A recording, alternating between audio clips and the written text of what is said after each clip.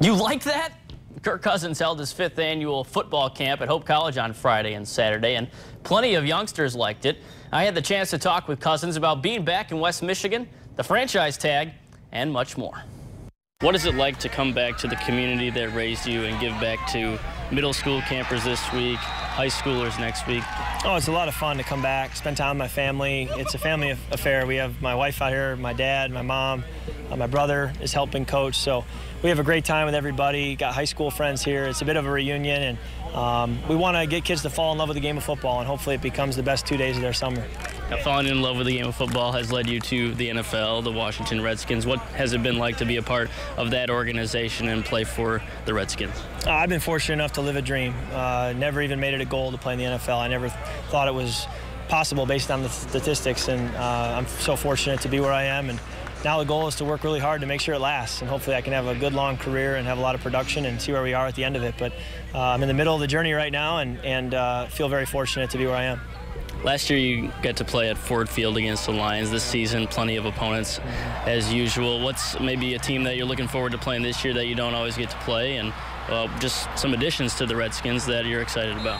We've got a challenging schedule this year. We got the AFC West, which is 4 really good teams. We got a couple West Coast trips to LA. So we got a unique schedule this year, a Monday night game away. We got a Sunday night game, so it should be a lot of fun. A couple of primetime games, Thanksgiving night. When you play in the NFC East, every game's big time with the Giants, Eagles, and Cowboys. So we got our work cut out for us, but welcome to the NFL. And I thought our team did a good job getting in some new talent this year, guys like Terrell Pryor, and we got Josh Doxson back from injury. So we're excited. We got Vernon Davis re-signed. Just a lot of good players, and we got to find ways to get them involved and hopefully have a very productive year on offense. Michigan State, your alma mater, coming off a 3-9 season. Mark D'Antoni obviously had a crazy offseason with everything that hit that program. But as far as your interactions with him and him as a leader, what was it like to see his response to everything and his unwavering character and leadership really showed, I thought? What did you see out of him, and what's there positively moving forward with a guy like him at the helm still?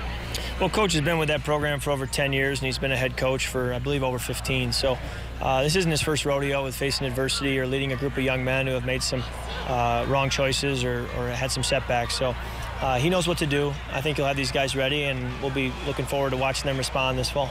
Now, the excitement for you, obviously another season at the helm of the Washington Redskins. July 17th is when that whole signing period for franchise tag and all that comes to an end. I mean, the money's been there, but do you play? Does the money worry you at all, or is it just the enjoyment of the game and playing with the guys that surround you? I never want to play football thinking about money. I think that you get in trouble doing that. I put my confidence in the Lord, in my faith. And, if I'm going to build my life on money, shame on me. That's not where I draw my security from. Never should be. My parents didn't raise me that way. So I'm not going to make it about money, before franchise tags. I'm not going to make it about money now. I'm going to play, trust the Lord to provide and to protect and lead. And he'll do what he wants to do regardless of my desires or, my plans. He's going to accomplish his purposes, and I'm going to trust him and put my security there and let that lead wherever it leads. What's the number of kids that are at this camp, coming back to this, and how it's grown in the 5 years now that it's been in this area? Yeah, we're just shy of 300 kids. I think like 285. We started with about 150 the first year just to try to manage it well. And we probably could have a few more, but we're running out of facilities and space. So we're hoping to maybe next year, if we can grow it, find even more field space to use. But we want to make sure these kids have a really good experience. And if it means a smaller number of kids, then so be it. Does it take you back to your days of camps at all? Get the wheels spinning of when you were a little kid and came to camps like this? Yeah, I enjoyed going to camps as a kid. I have a lot of good memories at different sports camps. I did them all, not just football, but all the different sports. And I want to make sure these kids have a lot of fun, and hopefully it's the best 2 days of their summer.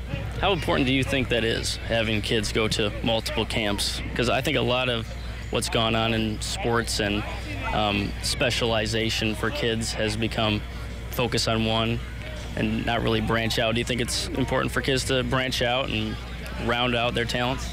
I think it's very important to do as many sports as you can, get the body moving in as many different ways as possible. I think sport specialization has a place, but for the vast majority of kids, they should try and do everything they possibly can, get well-rounded, get their body moving in all different ways, and as they get older, maybe then start to specialize. On Saturday is your 7-on-7 camp. take me through what it's going to be like to host the amount of teams that you have, and what's it going to be like to see all those kids out here competing at a high level. Well, it's fun to have that many high school kids, well over 400. I think we got about 32 high school teams coming in, and it's fun to play. I get some old friends that come out, and we play as a team and have a great time, get to talk to the kids at lunch. So it's a great competitive day with a lot of really good football teams in the area, and we kind of get to celebrate West Michigan high school football, which is really good football, and hopefully get the best out of everyone. Last one I have for you. You have had your flag football special each summer for the past few years. Obviously missed out on it this year, but what's the future of that, and maybe the hope of getting some new faces out there maybe next year? Yeah, we had a blast the first year with Holland Christian, the state championship team versus my team, and then last year we went against South Christian, and it was down to the wire finish. And we've talked about maybe doing something with Lowell and Keith Nickel, and we've also talked about maybe doing something with West Ottawa and Tyler Van Tubergen. So we got to pursue those, but I've had a lot of fun doing them. Hopefully we continue to get a good turnout, raise some money for a good cause.